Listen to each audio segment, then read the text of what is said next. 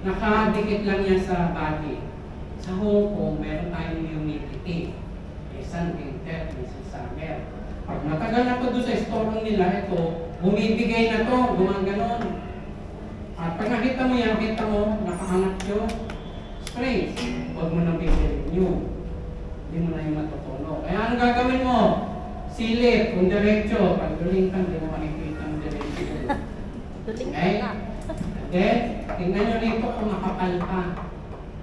Kasi pag sobra ng nipis, pagka nakanto yan, sigurado, basag yan. At ang gitara, pag basag na, hindi nyo na pwedeng lagyan ng tanke. Basag na talaga ito. Basura Ang tunog yung mumuk na. Siyempre, may dala kang gitara na. Anong tatak ng gitara mo? Sa church yan. Yamaha. Iniram mo na? Good. Okay, and then, kasi yung number 4, yung the action, pagka tumungo kasi ganun gitara, yung action niya, mataas na yung stress. Hindi, masakit na sa kamay yun, at mahirap ito, no? Ha? Kaya, number 5, yung the frets. Kailangan ang frets buo pa. Yung mga frets na sinasabi ko, kailangan buo pa. Okay? So, medyo mahirap bumili ng gitara, lalo na yung mga nasa online. Isa marami na bebenta sa online. Kailangan i-check nyo muna mabuti. So, pakita nyo sa akin. Number F, how to clean your guitar. Ang gitara, nililinis din yan. Okay. Nililinis din yan. Natulad nito. Nakikita nyo to? Well, kaya dito. Kapag may bungangan ng amo nyo, ito nilalagay nyo. Okay. Twice a year, lalagyan nyo itong ano nyo. Ito. Pakita nyo itong machine head. So, wiwisikan nyo yan. Ito. Okay? Wiwisikan nyo nito. Kasi, para hindi mag-stuck yung halawak na ito. Tatandaan nyo na pag binawakan mo ang gitara, ang unang-unang mong gagawin ay itutunog mo yan. Tandaan nyo yan ha, yung sinasabi ko. Paano ka magtutuno? Kung mas matigas. Kasi nga nag-stuck na yung palawang. Lalagyan nyo siya ng WD-40. Okay? Tapos, tono ka. Huwag na huwag kayong magla-live sa Facebook na hindi nakatono yan. Nagwawala ka doon. Tapos ito na pa rin. Kawawa yung makikinig. Tapos magko-comment ko tatanong, sino teacher mo? Ako tuturo mo ngayon. Wala na mag-enroll sa akin. Kaya tandaan nyo, bago kayo mag-live, tono muna. Then, saka ka mag-live. Kasi alam ko marami yung ganyan eh. Pag nag-start tayo next week, kumakanta na tayo, pwede kayo mag-live dito o kaya mag-video. Pwede yun. Naalap ko yun para kasi yung iba, creator eh. Creator sila. Okay lang yun. Ngayon, pagdating naman sa strings, nililinis din yan. Sa Tomlin Music Store, may nabibiling Ultimate Lemon Oil.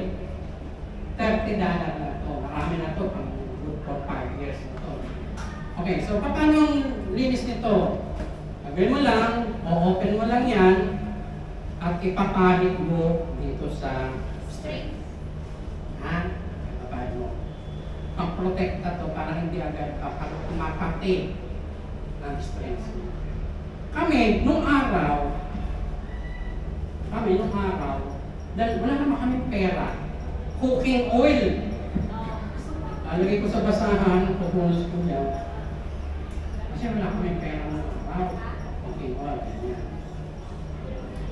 Tapos, pag may pera ka naman, baby oil.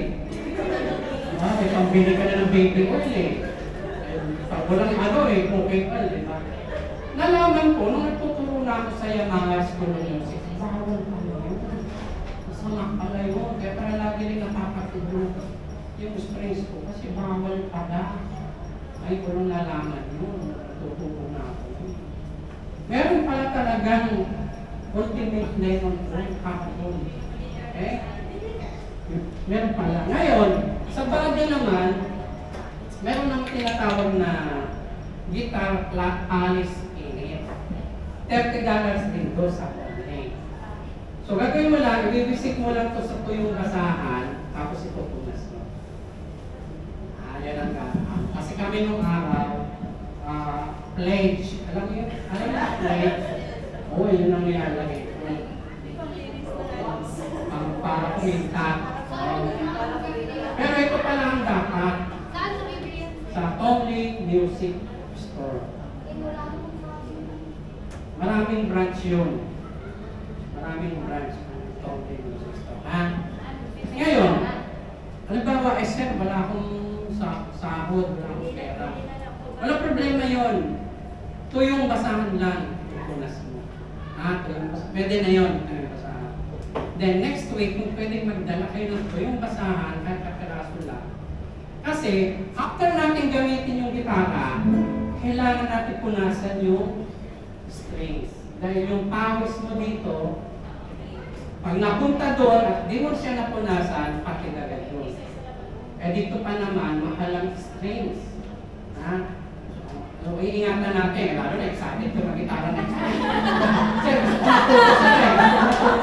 eh, pawis mo nandun na. Paano yun? Ha? Kung pwede lang, magdala. Ha? Okay, good. Kasi alam ko yung iba sa inyo dyan, gustong kaya nag-enroll eh. Para matuto. Lalo na yung mga nasa... Minsan may mga pastor, nagpapadala sa akin ng tuturuan kasi kulang na kulang ang mga musisya sa mga church. Kulang na kulang. Kaya yung mga church dyan, galing dito yung gitarista nila. Natuturuan ko. Okay? Okay. Punta tayo dito sa 3 types of guitar.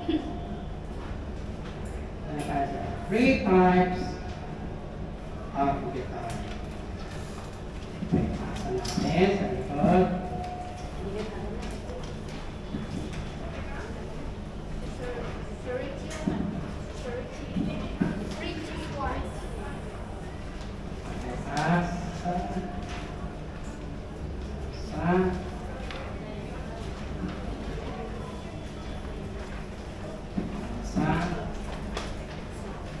Meron ba nitong lahat ba kayo first time mag-aral ng gitara? Yes.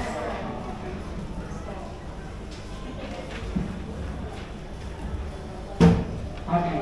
So, explain ko lang itong tatlong types of gitara. 3 types of gitara. Kasi para may idea kayo na kung ano-ano ba itong mga gitara na ito, ha?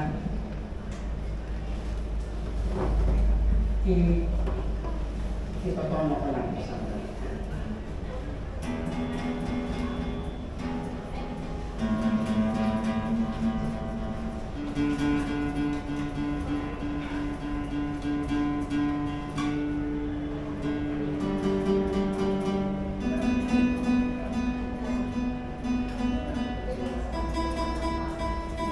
Okay. So, meron tayong tatlong klaseng gitara. Ito yung tinatawag na nylon string guitar. Ito yun. Meron naman tayong steel string acoustic. Ayun. At meron tayong pangatlo yung electro na tinatawag. Yung electro, steel, at saka to, i-explain ko sa inyo ngayon. Ha? Kung ikaw ay isang hobbyist, okay, sa bahay, nagigitara, or sa simbahan. Pansin ninyo, kung pumasok ka ng isang simbahan, may 2 tungkol, isa lang gitarista, mapapansin mo, ang gamit niya ay nylon. Ito. Bakit? Kasi ang pagkakaiba ng nylon sa steel, ang nylon matagal mapatid. Ang steel mabilis mapatid. Ngayon, halimbawa, lahat kayo choir. Ako lang gitarista. kailangan ko to ilakas. Kailangan ko siya halabitin na malakas. Kung ito kakalabitin ko ng malakas, patid yan. Ito, tinan nyo. Kahit lakas ko siya, oh. Kahit tinaan ko.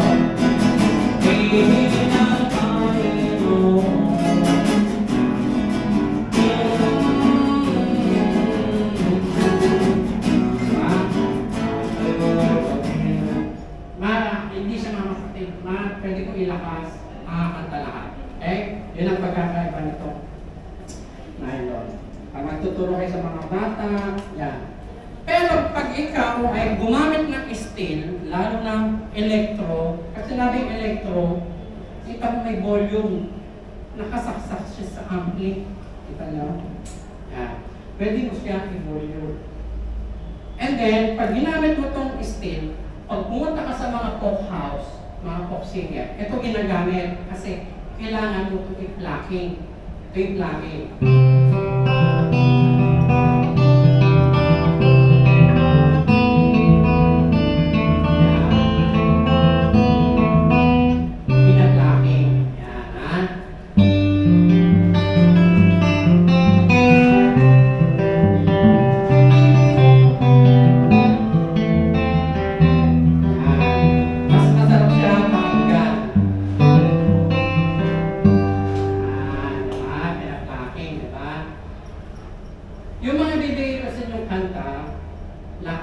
Pwede nyo i-plucking yun. Pero gagawin natin, i-extra muna tayo. Okay?